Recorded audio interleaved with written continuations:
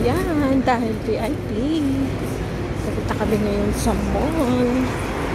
Ayan guys, dito pala yung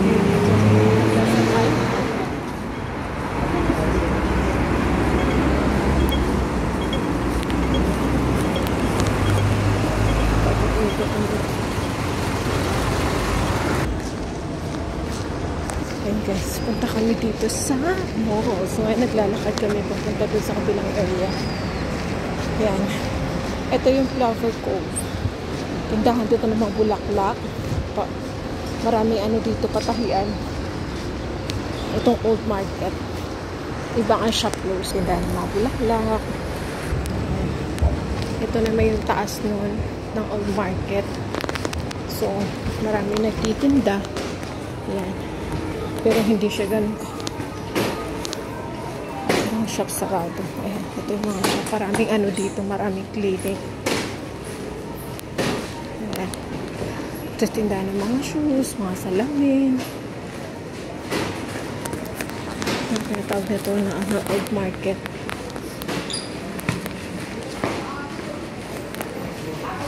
Ayan siya.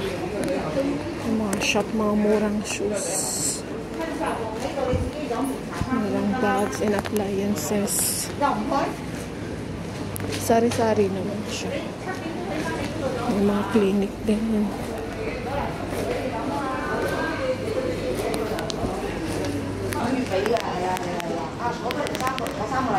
$49 daw yung haircut. Naka-promo. Mga bulaklak. Mga agencies. Tinda ng karantahan ng mga lupa. Ayan. Yan ang mga cellphone case. Mas. Ayan. Ito kami naglaro niyan.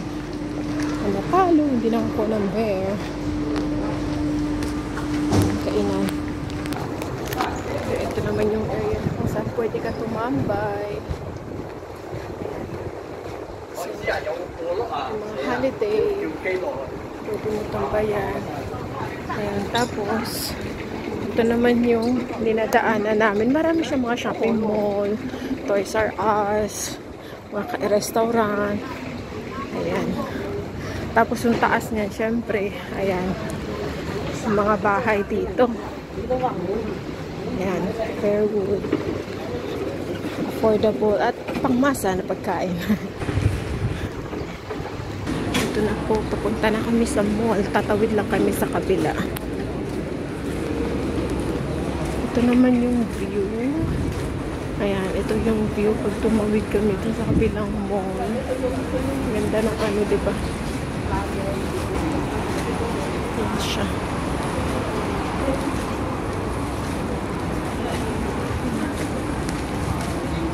Ito saan? Bus station. Ay, nandito po, bus station yan, bus stop. Bus stop, ayun din sa kabila. Tapos ito, pupunta namin diretso is mall na po yan.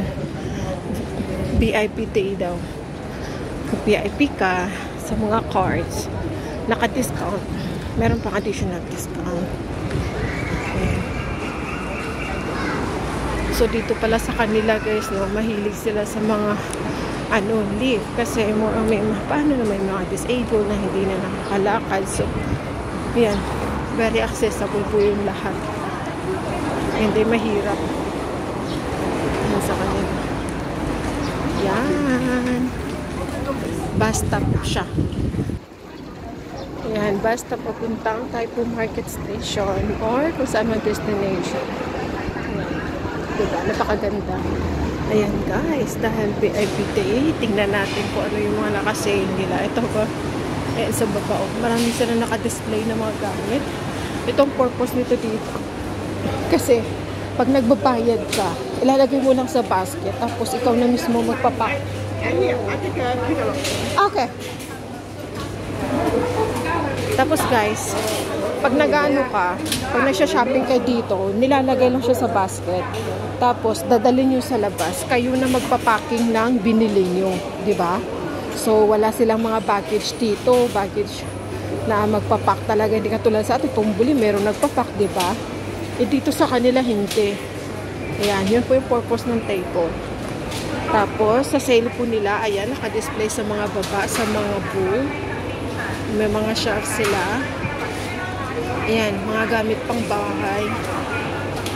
Ayan guys, marami. Ayan, naka-promo. Pero, mahal pa din, oh. 1,890. Mahal ng mga kawali.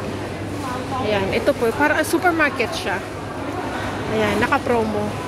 Tingnan nyo guys, sila yung nagpapak ng mga binili nila. Ayan, tingnan natin, puntahan natin dito. Ayan, tingnan mo. Mga binili nila, sila yung nagpapak dyan. Ayan. Ayan sila, pinapacking nila yung mga binili nila. Ayan, ganito sila dito. Kaya meron silang table sa labas. Tapos ito yung loob na supermarket. Malaki po siya. Tapos ito naman yung iba-ibang klase ng cakes.